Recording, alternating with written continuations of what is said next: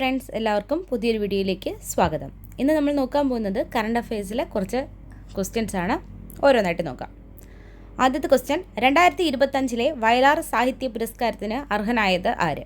2025 വയലാർ സാഹിത്യ പുരസ്കാരത്തിന് അർഹനായത് ആരാണ്? ഇ സന്തോഷ് കുമാർ. സന്തോഷ് കുമാറിൻ്റെ തപോമയിയുടെ അച്ഛൻ എന്ന നോവലിനാണ് വയലാർ രാമവർമ്മ മെമ്മോറിയൽ ട്രസ്റ്റിൻ്റെ 2025 49ാമത് വയലാർ സാഹിത്യ പുരസ്കാരത്തിന് അർഹമായത്.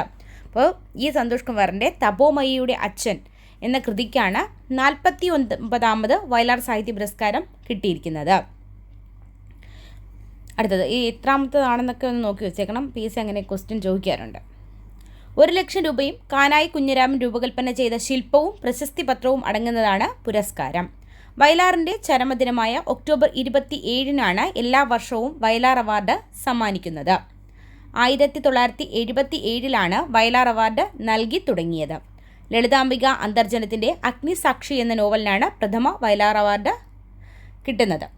ഓക്കെ, അടുത്തത് 2024 വയലാർ അവാർഡ് അശോകൻ ചരുവിലിൻ്റെ കാട്ടൂർ കടവ് എന്ന നോവലിന് ലഭിച്ചു. അപ്പോൾ 2024 കിട്ടിയത് ആർക്കാണ്? അശോകൻ ചരുവിലിനാണ്. കാട്ടൂർ കടവ് എന്ന നോവലിനാണ്.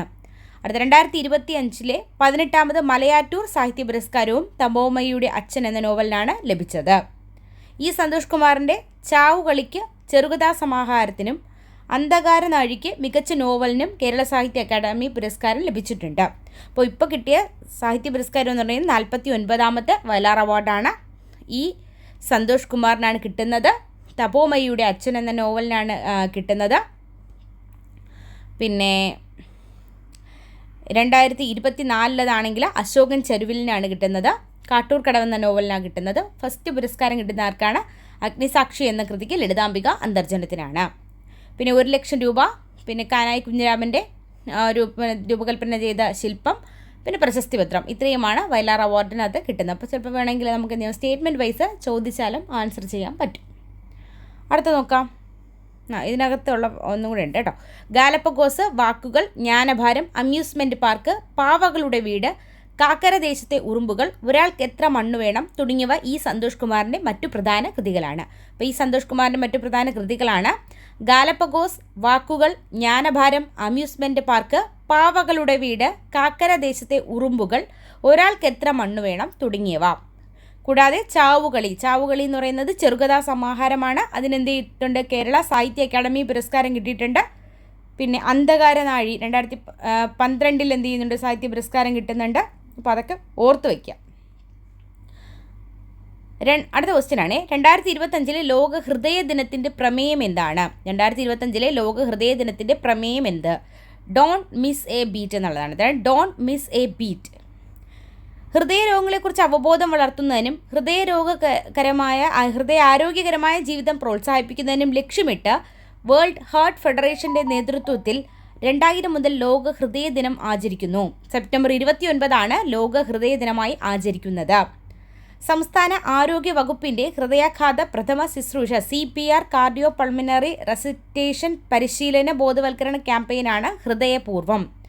സംസ്ഥാന ആരോഗ്യ വകുപ്പിൻ്റെ ഹൃദയാഘാത പ്രഥമ ശുശ്രൂഷ CPR കാർഡിയോ പൾമിനറി റെസിറ്റേഷൻ പരിശീലന ബോധവൽക്കരണ ക്യാമ്പയിനാണ് എന്ന് പറയുന്നത് ഹൃദയപൂർവം എന്ന് പറയുന്നത്. ജന്മനാ ഹൃദയ വൈകല്യമുള്ള കുട്ടികൾക്ക് ചികിത്സ ഉറപ്പാക്കുന്ന സംസ്ഥാന സർക്കാരിൻ്റെ പദ്ധതിയാണെന്ന് പറയുന്നത് ഹൃദ്യം. ജന്മനാ ഹൃദയ വൈകല്യമുള്ള കുട്ടികൾക്കുള്ള പദ്ധതി ഏതാണ്? ഹൃദ്യമാണ്. നവജാത ശിശുക്കൾ മുതൽ 18 വയസ്സ് വരെയുള്ള കുട്ടികളുടെ ഹൃദയ സംബന്ധമായ അസുഖങ്ങൾക്കുള്ള സൗജന്യ ചികിത്സയാണ് ഹൃദ്യം പദ്ധതിയിലൂടെ ലഭ്യമാക്കുന്നത്. ഹൃദ്യം പദ്ധതി ചോദിച്ചിട്ടുള്ളതാണ് ഹൃദ്യം പദ്ധതി. അതുപോലെ തന്നെ ഹൃദയപൂർവ്വം എന്ന് പറയുന്നത് കണ്ടോ, സംസ്ഥാന ആരോഗ്യ വകുപ്പിൻ്റെ ഹൃദയാഘാത പ്രഥമ ശുശ്രൂഷ പരിശീലന ബോധവൽക്കരണ ക്യാമ്പയിനാണ് എന്ന് പറഞ്ഞാൽ ഹൃദയപൂർവ്വം. എന്നാൽ നവജാത ശിശുക്കൾ മുതൽ 18 വയസ്സ് വരെയുള്ളവർക്ക് ഹൃദയ വൈകല്യമുള്ള കുട്ടികൾക്ക് ഹൃദയ ചികിത്സ ഉറപ്പാക്കുന്ന പദ്ധതിയാണ് എന്ന് പറയുന്ന ഹൃദ്യം. ഹൃദയം മാറ്റിവയ്ക്കൽ ശസ്ത്രക്രിയ നടത്താനുള്ള ലൈസൻസ് ലഭിക്കുന്ന രാജ്യത്തെ ആദ്യത്തെ ജില്ലാതല ആശുപത്രിയാണ് എറണാകുളം ജനറൽ ആശുപത്രി. ഇപ്പോൾ ഹൃദയം മാറ്റിവയ്ക്കൽ ശസ്ത്രക്രിയ നടത്താനുള്ള ലൈസൻസ് ലഭിക്കുന്ന രാജ്യത്തെ ആദ്യത്തെ ജില്ലാതല ആശുപത്രി ഏതാണ്? എറണാകുളം ജനറൽ ആശുപത്രിയാണ്. ലോകത്തിൽ ആദ്യമായി ജനിതക മാറ്റം വരുത്തിയ പന്നിയുടെ ഹൃദയം മനുഷ്യനിൽ വച്ചുപിടിപ്പിച്ചത് അമേരിക്കയിലാണ്. അടുത്തത് 2025 ലോക പാരാ ആർച്ചറി ചാമ്പ്യൻഷിപ്പിൽ വനിതകളുടെ വ്യക്തിഗത കോമ്പൗണ്ട് ഇനത്തിൽ സ്വർണം നേടിയത് ആരാണ്? ശീതൾ ദേവിയാണേ. 2025 ലോക പാരാ ആർച്ചറി ചാമ്പ്യൻഷിപ്പിൽ വനിതകളുടെ വ്യക്തിഗത കോമ്പൗണ്ട് ഇനത്തിൽ സ്വർണം നേടിയത് ആരാണ്? ശീതൾ ദേവി. ഇരു കൈകളുമില്ലാതെ ലോക പാരാ ആർച്ചറിയിൽ വ്യക്തിഗത സ്വർണം നേടുന്ന ആദ്യ വനിതയാണ് ജമ്മു കാശ്മീരിൽ നിന്നുള്ള 18 വയസ്സുകാരിയായിട്ടുള്ള ശീതൾ ദേവി. ഇരു കൈകളുമില്ലാതെ ലോക പാരാ ആർച്ചറിയിൽ വ്യക്തിഗത സ്വർണം നേടുന്ന ആദ്യ വനിതയാണ് ആര്? ശീതൾ ദേവി. ദക്ഷിണ കൊറിയയിലെ ഗ്വാങ്ചൂവിലാണ് 2025 ലോക പാരാ ആർച്ചറി ചാമ്പ്യൻഷിപ്പ് നടന്നത്. ചാമ്പ്യൻഷിപ്പിൽ 3 മെഡലുകളാണ് ശീതൾ നേടിയത്. വ്യക്തിഗത സ്വർണത്തിനു പുറമെ മിക്സഡ് ടീം ഇനത്തിൽ വെങ്കലവും വനിതാ ടീം ഇനത്തിൽ വെള്ളിയും നേടി. 2024 പാരീസ് പാരാലിമ്പിക്സിൽ മിക്സഡ് ടീം കോമ്പൗണ്ട് ഇനത്തിൽ വെങ്കല മെഡൽ നേടിയ താരം ഏറ്റവും പ്രായം കുറഞ്ഞ ഇന്ത്യൻ പാരാലിമ്പിക്സ് ആർച്ചറി മെഡൽ ജേതാവാണ്. ശീതൾ ദേവിക്ക് 2023 അർജുന അവാർഡ് ലഭിച്ചിട്ടുണ്ട്. അർജുന അവാർഡ് ലഭിച്ചിട്ടുണ്ട് ശീതൾ ദേവിക്ക്. അടുത്തത് 2025 സെപ്റ്റംബറിൽ പുതിയ റംസാർ സൈറ്റുകളായി പ്രഖ്യാപിക്കപ്പെട്ട ഗോകുൽ റിസർവോയറും ഉദയ്പൂർ തടാകവും സ്ഥിതി ചെയ്യുന്ന സംസ്ഥാനം ഏതാണ്? ആൻസർ വന്നിട്ട് ബീഹാറാണ്. ബീഹാർ. 2025 സെപ്റ്റംബറിൽ പുതിയ റംസാർ സൈറ്റുകളായിട്ട് പ്രഖ്യാപിച്ച ഗോകുൽ റിസർവോയറും ഉദയ്പൂർ തടാകവും ഏത് സംസ്ഥാനത്താണ്? അത് ബീഹാറിലാണ്. ബീഹാർ. പുതിയ റംസാർ സൈറ്റുകളുള്ള നിലവിൽ വന്നോടെ ബീഹാറിലാകെ റംസാർ സൈറ്റുകളുടെ എണ്ണം എത്രയായി? 5 എണ്ണമായി. സെപ്റ്റംബറിലെ കണക്കുകൾ പ്രകാരം ഇന്ത്യയിലാകെ എത്ര റംസാർ സൈറ്റുകളുണ്ടെന്നറിയാമോ? 93 റംസാർ സൈറ്റുകളാണ് ഇന്ത്യയിലുള്ളത്. ഇന്ത്യയിൽ ഏറ്റവും കൂടുതൽ റംസാർ സൈറ്റുകളുള്ള സംസ്ഥാനം ഏതാണ്? അത് തമിഴ്നാടാണ്. നിലവിൽ 20 റംസാർ സൈറ്റുകളാണ് തമിഴ്നാട്ടിൽ ഉള്ളത്. നമ്മുടെ കേരളത്തിൽ നിന്നുള്ള 3 റംസാർ സൈറ്റുകൾ ഏതൊക്കെയാണ്? വേമ്പനാട്ട് കോൾനിലങ്ങൾ, ശാസ്താംകോട്ട കായൽ, അഷ്ടമുടി കായൽ. ഇതാണ് കേരളത്തിൽ നിന്നുള്ള 3 റംസാർ സൈറ്റുകൾ. പ്രകൃതി വിഭവങ്ങൾ സംരക്ഷിക്കുന്നതിനായി 1971 ഫെബ്രുവരി 2 ഇറാനിലെ റംസാർ നഗരത്തിൽ വെച്ച് വിവിധ രാഷ്ട്രങ്ങളുടെ പ്രതിനിധികൾ ചേർന്ന് കരാറിൽ ഒപ്പുവെച്ചതോടുകൂടിയാണ് കൺവെൻഷൻ നിലവിൽ വന്നത്. 2002 അഷ്ടമുടി, ശാസ്താംകോട്ട, വേമ്പനാട്ട് എന്നിവയെ പാരിസ്ഥിതിക പ്രാധാന്യമുള്ള സ്ഥലങ്ങളായി അംഗീകരിച്ചത്.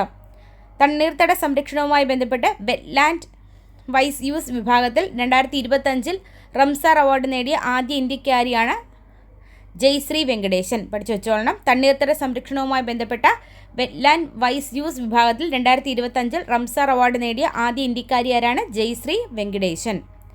അടുത്ത നോക്കിയേ, 2025 international social security association award ലഭിച്ച രാജ്യം ഏതാണ്? ഉത്തരം ഇന്ത്യയാണ്. 2025 international social security association award ലഭിച്ച രാജ്യം ഏതാണ്? ഇന്ത്യ. സാമൂഹ്യ സുരക്ഷാ മേഖലയെ മികച്ച നേട്ടത്തിനാണ് ഇന്ത്യക്ക് അവാർഡ് ലഭിച്ചത്. സാമൂഹ്യ സുരക്ഷാ മേഖലയിലെ മികച്ച നേട്ടത്തിനാണ് ഇന്ത്യക്ക് ഈ അവാർഡ് ലഭിക്കുന്നത്. 1927 സ്ഥാപിതമായ ISSA ആഗോളതലത്തിൽ സാമൂഹ്യ സുരക്ഷയെ പ്രോത്സാഹിപ്പിക്കുക എന്ന ലക്ഷ്യത്തോടെയാണ് പ്രവർത്തിക്കുന്നത്.